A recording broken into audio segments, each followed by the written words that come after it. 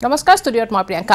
केन्द्रे विद्रोही कृषकर पंचमखन बैठक विफल होइसे आईन बातिल नकरे केन्द्रय स्थिति अटल आछे कृषक दिल्लीर विज्ञान भवनत अनुष्ठित होइसिल ए बैठकखन पुनरबार जनाइछु केन्द्रे विद्रोही कृषकर पंचमखन जी बैठक होइसिल या विफल होइसे आईन बातिल नकरे केन्द्रय और स्थिति अटल आछे कृषकসকল दिल्लीर विज्ञान भवनत अनुष्ठित होइसिल ए बैठकखन ताते सिद्धांत लोৱা हल बातिल नकरे गतिके पंचमखन बैठक विफल होइसे केन्द्रे विद्रोही कृषकर जिखन बैठक आछिल हेया विफल होइसे आईन बातिल नकरे केन्द्रय और एतियाও নিজৰ স্থিতিত অটল আছে কৃষকসকল।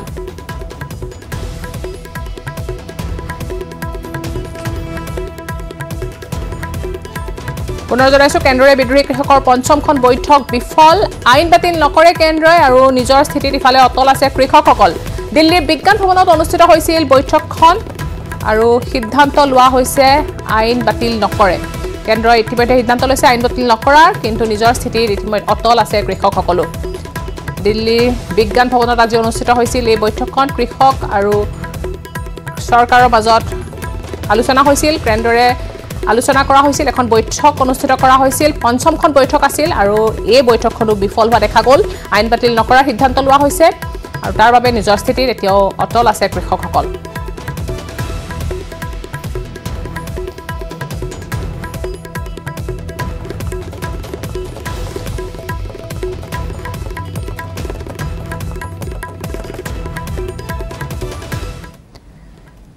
दिल्लीर विज्ञान भवनत 4 घंटा जोड़ा बैठक अनुष्ठित होइसिल और इतिमध्ये कृषकসকল उलाई आहिसे दिल्लीर विज्ञान भवনৰ পৰা बैठक सामरी उलाई आहिसे कृषकসকল 4 घंटा जोड़ा बैठक होइसिल और এই बैठकत सिद्धांत लोৱা হৈছিল विफल হৈছিল নিজৰ पंचमখন बैठक होइसिल और आईन बातिल नकरार सिद्धांत লৈছিল केन्द्रই स्थितित एতিয়াও অটল আছে কৃষকসকল। ইতিमध्ये কৃষকসকল বাহিৰলৈ उलाई आहिसे दिल्लीर विज्ञान भवनत अनुष्ठित होइसिल এই बैठकখন 4 घंटा जोड़ा बैठक होइसिल और एटिया कृषकসকল उलाई आहिसे और ये विषय आमी कथा पातिम आमार सांबादिक दिल्लीर सांबादिक शंकरानंदर होइते। आपका बहुत बहुत स्वागत है। आपसे जानना है जो बैठक हुआ था जो आज हुआ था दिल्ली में उसका क्या रिजल्ट है जैसे वो अभी विफल हुआ है उसके बाद अभी क्या रिजल्ट है?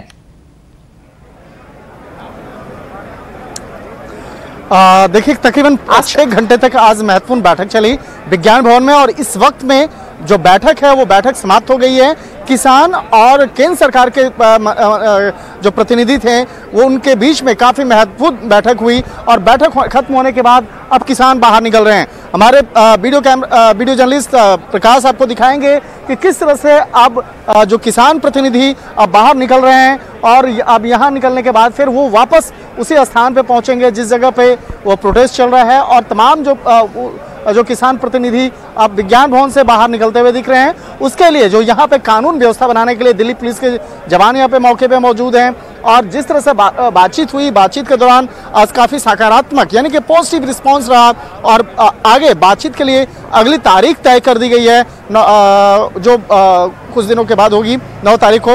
तो 9 तारीख को बकायदा जो बैठक होगी उस मामले पे फिर से चर्चा होगी। हालांकि देखिए प्रावधान जो किसान चाहते थे कि उस मामले में जो 3 प्रमुख बिल है उसको हटाया जाए लेकिन बीच का रास्ता निकालने के लिए केंद्र सरकार के प्रतिनिधियों के द्वारा कई महत्वपूर्ण पॉइंट्स रखे गए सामने और कहा गया कि आपकी जो समस्या है उसका समाधान के लिए हम ये कानून जो है ये प्रस्ताव रख सकते हैं और उन तमाम जो प्रस्ताव है उसको हम लिखित तौर पर देने के लिए तैयार हैं।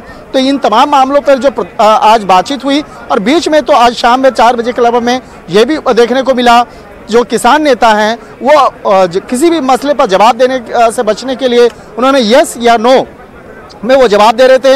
हाथ में पोस्टर्स बाकायदा रखे हुए थे और यस और नो में उन जवाब दे रहे थे। तो आज जो है आज की जो बातचीत हुई है 5वें राउंड की जो आज बातचीत हुई 5वें दौर की आज जो बातचीत हुई है इन तमाम मामलों पर विस्तार से चर्चा करने के बाद अब अगले राउंड के लिए ये बैठक टल गई है। अब देखना लाजमी होगा कि इस मामले पर जो किसान हैं जो दिल्ली के बॉर्डर इलाके में काफ़ी संख्या में पहुंचे हैं अब वो इस मामले पर किस तरह से आगे की चर्चा करेंगे किस तरह से इस मामले पर अपनी राय रखेंगे। लेकिन इतना तो स्पष्ट है कि केंद्र सरकार के द्वारा केंद्र सरकार के प्रतिनिधियों के द्वारा जो प्रस्ताव इन किसान प्रतिनिधियों के सामने रखा गया तो कहीं न कहीं उसमें कई चीज़ें ऐसी थी जो काफ़ी सकारात्मक यानी कि पॉजिटिव नोट में रखी गई, और शायद इसी का तकाजा है कि किसान फिर अगले राउंड पर बातचीत करने के लिए आप तैयार हो चुके हैं। और जब 4 घंटे से बैठक, हाँ, 4 घंटे का लगातार बैठक में अभी कौन कौन थे? उस बैठक में कौन कौन थे? कृषक के साथ, किसके साथ ये बैठक हुआ? देखिए आज सुबह में जिस वक्त में प्रधानमंत्री नरेंद्र मोदी ने आज देश के गृह मंत्री अमित शाह को अपने घर पे बुलाए थे, इसके साथ साथ जो केंद्रीय रक्षा मंत्री राजनाथ सिंह थे उनके बैठक में, और इसके साथ साथ केंद्रीय कृषि मंत्री नरेंद्र सिंह तोमर, पीयूष गोयल, उनको अपने घर में बुला करके आज साफ तौर पे उनको निर्देश दिया गया था कि किसान प्रतिनिधि जो हैं उनसे आप कोई भी आप जो बातचीत करेंगे वो आम बोलचाल की भाषा में बातचीत करेंगे, कोई भी टेक्निकल या बहुत ज़्यादा उस लैंग्वेज में बात नहीं करेंगे। तो एक तरह से पहले से निर्देश दे दिया गया था, क्योंकि किसान नेताओं को साधारण शब्दों में उनको बताना है और बताना है कि किस तरह से उनके समस्या का समाधान हो किया जा सकता है। जो बीच का रास्ता निकालने की जो बातचीत की गई थी और ये निर्देश जो दिया गया था, तो शायद इसी का तकाजा है कि केंद्रीय कृषि मंत्री नरेंद्र सिंह तोमर और केंद्रीय मंत्री पीयूष गोयल वो इस बैठक में शामिल हुए, और उन्होंने इस मामले पर पक्ष रखते हुए केंद्र सरकार के द्वारा बताया कि इस मामले में क्या क्या पॉजिटिव चीज़ें हो सकती हैं और कैसे बीच का रास्ता निकाला जा सकता है। और शायद इसी का तकाजा है कि आज जो काफ़ी बातचीत जो हुई है उसमें काफ़ी पॉजिटिव रिस्पांस देखने को मिला है। लेकिन इस बात पर लेकर फिर जब ये किसान के प्रतिनिधि जब उन भीड़ में जाएंगे, जब वो किसानों के बीच में जाएंगे, तो उसके बाद आपस में फिर वहाँ चर्चाएं होंगी, बैठ के बातचीत होगा कि क्या इस मामले पर क्या उसको करना है या नहीं करना है। तो कहीं ना कहीं एक तरह से कहा जा सकता है कि इस मामले पर जो अगली तारीख मुकर्रर की गई है, जो फिक्स किया गया है, अगली तारीख वो भी काफ़ी महत्वपूर्ण होने वाली है। लेकिन उसके पहले कानून व्यवस्था को बनाए रखना, और ख़ास तौर पर जो बॉर्डर इलाके में, जो दिल्ली का जो बॉर्डर इलाका है, वहाँ पर कानून व्यवस्था को बनाए रखना दिल्ली पुलिस के लिए भी काफ़ी चुनौती बड़ा होगा, क्योंकि किसान लेकिन कृषक बार बार बोल रहे थे कि मतलब जारी रखेंगे, जो आंदोलन वो लोग किए हैं वो जारी रखेंगे अब तक। जो अभी ये जो बैठक आज अनुष्ठित हुआ था वो सफल नहीं हुए, तो फिर इसके बाद कृषक ने क्या कहा? मतलब अभी वो उसका जो आंदोलन है कृषक लोगों का, उसका अभी ये आंदोलन जारी रहेगा या फिर नेक्स्ट डेट तक वो लोग रुकेंगे? देखिए किसानों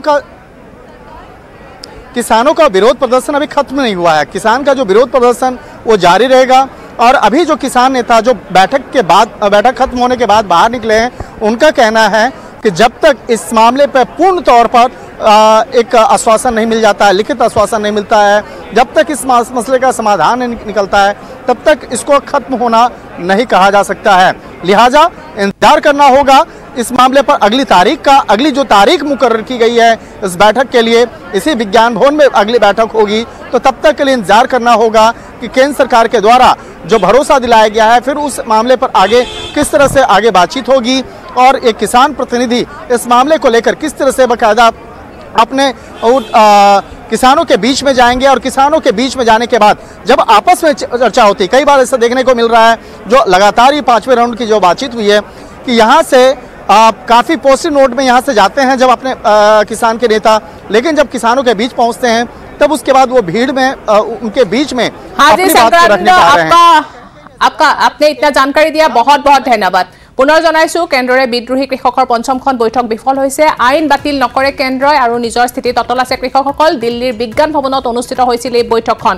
4.5 ঘণ্টা জোৰা বৈঠকতো নোলাল কোনো সিদ্ধান্ত। খং ক্ষোভ লৈ বিজ্ঞান ভৱনৰ পৰা প্ৰস্থান কৰে ইতিমধ্যে বিদ্ৰোহী কৃষকসকলে। প্ৰতিবাদ অব্যাহত ৰখাৰ হুংকাৰ দিছে। পূৰ্বে 8 ডিচেম্বৰত আহ্বান জনাইছে ভাৰত বন্ধৰো। বৈঠকত উপস্থিত আছিল কেন্দ্ৰীয় কৃষি মন্ত্ৰী নৰেন্দ্ৰ সিং তোমৰ, কেন্দ্ৰীয় গৃহ মন্ত্ৰী ৰাজনাথ সিং আৰু প্ৰতিৰক্ষা মন্ত্ৰী ৰাজনাথ সিং।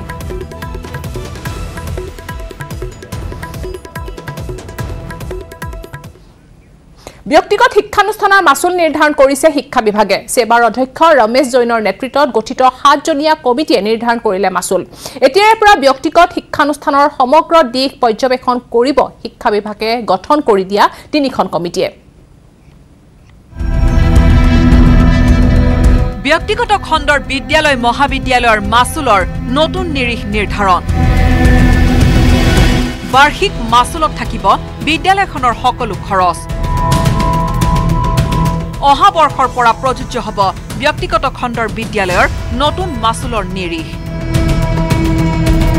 নিজ ইচ্ছা অনুসৰি অহা বৰ্ষৰ পৰা ৰাজ্যৰ ব্যক্তিগত খণ্ডৰ বিদ্যালয় আৰু মহাবিদ্যালয়সমূহে নিৰ্ধাৰণ কৰিব নোৱাৰিব বাৰ্ষিক মাচুল। কিয়নো শিক্ষা বিভাগে এই বৰ্ষৰ পৰাই ব্যক্তিগত খণ্ডৰ শিক্ষা অনুষ্ঠানৰ বাৰ্ষিক মাচুল নিৰ্ধাৰণ কৰি তালিকা প্ৰস্তুত কৰিছে। সেবাৰ অধ্যক্ষ ৰমেশ জৈনৰ নেতৃত্বত গঠিত 7জনীয়া কমিটিখনে প্ৰাক প্ৰাথমিকৰ পৰা পঞ্চম শ্ৰেণীলৈ নিৰ্ধাৰণ কৰা বাৰ্ষিক মাচুল হৈছে ২৭,০০০ টকা। ষষ্ঠ শ্ৰেণীৰ পৰা দশম শ্ৰেণীলৈ নিৰ্ধাৰণ কৰা হৈছে সৰ্বাধিক ৩২,০০০ টকা।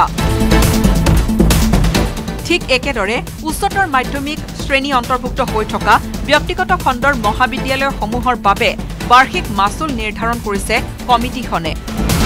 সেই অনুসৰি বিজ্ঞান শাখাৰ বাবে ৩৭,০০০ টকা, কলা শাখাৰ বাবে ৩২,০০০ টকা, বাণিজ্য শাখাৰ বাবে ৩৩,০০০ টকা আৰু অন্যান্য শাখাৰ বাবে নিৰ্ধাৰণ কৰা হৈছে ৩৫,০০০ টকা। www.feesregulationassam.com এই ৱেবছাইটত দুটা বস্তুৱে হ'ব, দুটা এপ্লিকেশ্যন কৰিব লাগিব। যাৰ ফিজ ক্লাছ 5লৈকে ২৭,০০০ আৰু ক্লাছ 10লৈকে ৩২,০০০ আৰু হায়াৰ ছেকেণ্ডেৰী আৰু অলপ বেছি। তো এই ফিজৰ সমান বা তাতকৈ কম যদি আছে তেওঁলোকে এক্সামশ্যনৰ বাবে এপ্লাই কৰিব। তো চৰকাৰে বান্ধি দিয়া ফিজটো হৈছে মেক্সিমাম লিমিট ফৰ এক্সামশ্যন। সেইটো ফিজ সকলোৰে কাৰণে নহয়। আৰু যিবিলাক স্কুলৰ ফিজ সেই অক্টোবৰ মাহৰ নটিছত বান্ধি দিয়া যিটো হাৰ আছিলে তাতকৈ যদি বেছি হয় তেওঁলোকে ফিজ ফিক্সেশ্যনৰ বাবে এপ্লাই কৰিব। খুব বেছি 200খনমান স্কুলেহে এপ্লাই কৰিব লাগিব। বেছিভাগ স্কুলৰ আচলতে ফিজ বহুত কম। ৰাজ্যৰ যিসমূহ বিদ্যালয়ে পূৰ্বৰে পৰা ধাৰ্য কৰা মাচুলতকৈ অধিক টকা ছাত্ৰ ছাত্ৰীসকলৰ পৰা লৈ আছে তেনে ব্যক্তিগত বিদ্যালয়সমূহে দেখুৱাব লাগিব উপযুক্ত প্ৰমাণ। ব্যক্তিগত খণ্ডৰ বিদ্যালয়ৰ সকলোবোৰ চোৱা চিতা কৰাৰ বাবে থাকিব 3খনকৈ কমিটি। ফিজ ৰেগুলেশ্যন কমিটিয়ে যিটো স্কুলৰ জাষ্টিফিকেশ্যনটো যিকেইখন স্কুলে ২৭,০০০ ক্লাছ 5লৈকে ২৭,০০০ ক্লাছ 10লৈকে ৩২,০০০ তাতকৈ বেছি লৈ আছে তেওঁলোকে ফিজ ৰেগুলেটৰী কমিটিৰ আগত ডিটেইল জাষ্টিফিকেশ্যন দিব কিয় আমাৰ ফিজটো ইমানখিনি হোৱা উচিত। ধৰি লওক ৫০,০০০ টকা। তো মোৰ এইখন স্কুলৰ ফিজ XYZ এইখন স্কুলৰ ফিজ ৫০,০০০ টকা। কিয় ৫০,০০০ টকা আপুনি জাষ্টিফাই কৰক। সেই জাষ্টিফিকেশ্যনত যদি সন্তুষ্ট হয় ফিজ ৰেগুলেশ্যন কমিটিয়ে তেল দিব, আৰু যদি সন্তুষ্ট নহয় তেতিয়াহ'লে কমাই দিব। উল্লেখযোগ্য যে শিক্ষা বিভাগে জাৰি কৰা এই নিৰ্দেশনা যিকোনো বিদ্যালয়ে অৱমাননা কৰিলে ভৰিব লাগিব বৃহৎ পৰিমাণৰ জৰিমনা। কেমেৰা পাৰ্চন অঞ্জন ডেকাৰ সৈতে Hirakjyoti Malakar, news 18 Assam north east. খবৰ আৰু আছে, কিন্তু তাৰ আগতে লৈছো অহাৰ প্ৰস্তাৱ আহিছে গুৱাহাটী IITৰ শিক্ষাৰ্থী অভিযন্তালৈ। মাহিলী ৭০ লাখ টকাৰ দৰমহাৰ প্ৰস্তাৱ গুৱাহাটী IITৰ বিভিন্ন শিতানৰ ডিগ্ৰীধাৰী অভিযন্তালৈ। সৰ্বমুঠ ৫৩০জন শিক্ষাৰ্থীৰ ১৩০জন ব্যক্তিগত প্ৰতিষ্ঠানৰ BPO পৰ্যায়ৰ আৰু ইয়াৰ ভিতৰত 7টা আন্তঃৰাষ্ট্ৰীয় পৰ্যায়ৰ প্ৰস্তাৱে দেশজুৰি চৰ্চা লাভ কৰিছে। গুৱাহাটী IITৰ চেণ্টাৰ ফৰ কেৰিয়াৰ ডেভেলপমেণ্ট প্ৰধান অভিষেক কুমাৰে এই কথা সদৰি কৰিছে। Placement process at IIT Guwahati started on December 1. Generally, the placement process goes in phase 1 and phase 2. So, current placement process starts from 1st of December. So far, by the end of day 3, 536 offers have been made by different recruiters, including 133 PPOs for IIT Guwahati students. Different students who have registered for BTech, BDAS, MA, MSc, MSR, MDes, MTech courses at the institute. All have participated in the registration process. I'm happy to inform so far 7 international offers have been made by different recruiters for the students of IIT Guwahati. এহাল দুৰ্ভগীয়া দম্পতি লকডাউনে কাঢ়ি নিছে উপাৰ্জনৰ পথ। হেৰুৱাই পেলালে জীৱনৰ বিলাসিকতা। ফুটপাথৰ এখন দোকানে এতিয়া উপাৰ্জনৰ সম্বল দম্পতিহালৰ। লকডাউনে সলনি কৰিলে বহুতৰে জীৱন গাথা। এসময়ত শতাধিক লোকক কৰ্মসংস্থাপন দিয়া এহাল দম্পতি এতিয়া পথৰ ভিক্ষাৰী। জীয়াই থাকিবলৈ এমুঠি আহাৰৰ বাবে এতিয়া হাট বজাৰত পকৰা ঘুগনিৰ দোকান দি যোগাৰ কৰিবলগীয়া হৈছে অন্নমুঠি।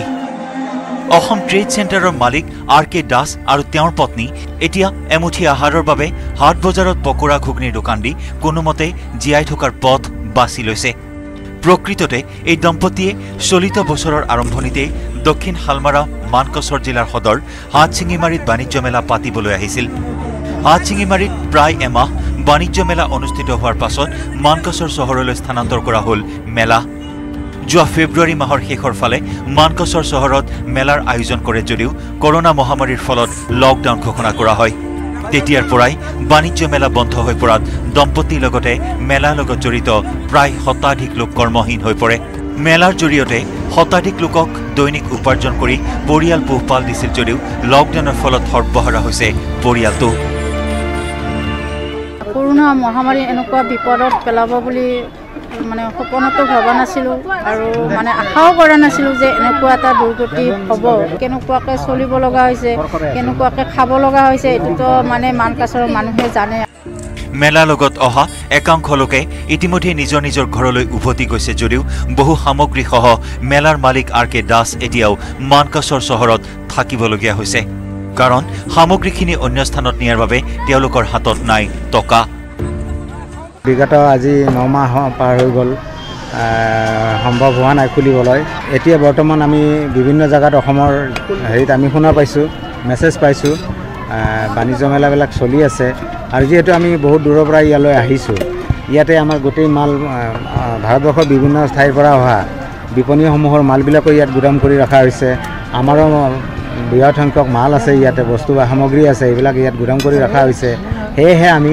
অসম চৰকাৰৰ লগতে স্থানীয় প্ৰশাসনক আমি অনুৰোধ জনাইছোঁ এই অঞ্চলতে কেইটামান আমি মেলা কৰিব পাৰোঁ আমাৰ অভাৱ অনটনবিলাক পূৰণ হয় ইফালে চৰকাৰ জিলা প্ৰশাসনে নতুনকৈ মেলা পাতিবলৈ এতিয়াও দিয়া নাই অনুমতি ফলত তেওঁলোকে এইদৰে হাট বজাৰত পকৰা বিক্ৰী কৰিয়ে এমুঠি আহাৰ যোগাৰ কৰিবলগীয়া হৈছে দুইজনৰ এনে দুৰ্দশাই ভাঙিছে বহু হৃদয়বানৰ হৃদয় হাটচিঙিমাৰীৰ পৰা ৰকিবুল ইছলাম মণ্ডলৰ report news 18 Assam north east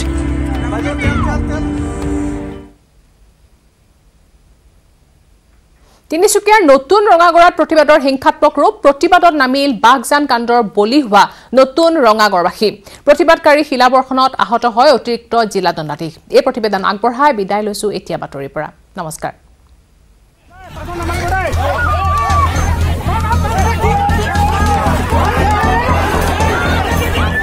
প্ৰতিবাদৰ হিংসাত্মক ৰূপ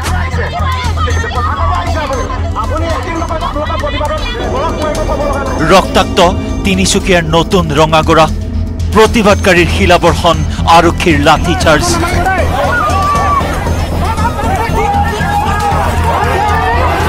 আজিও ক্ষতিপূৰণ নাপালে বাঘজান কাণ্ডৰ বলি হোৱা নতুন ৰঙাগড়াবাসীয়ে অইল ইণ্ডিয়া কৰ্তৃপক্ষৰ সৈতে আলোচনা ব্যৰ্থ হোৱাৰ পাছতেই প্ৰতিবাদত নামিল তিনিচুকীয়াৰ নতুন ৰঙাগড়া গাঁওবাসী এই সময়ত প্ৰতিবাদকাৰী আৰু আৰক্ষী প্ৰশাসনৰ মাজত সৃষ্টি হ'ল প্ৰচণ্ড তৰ্কযুদ্ধৰ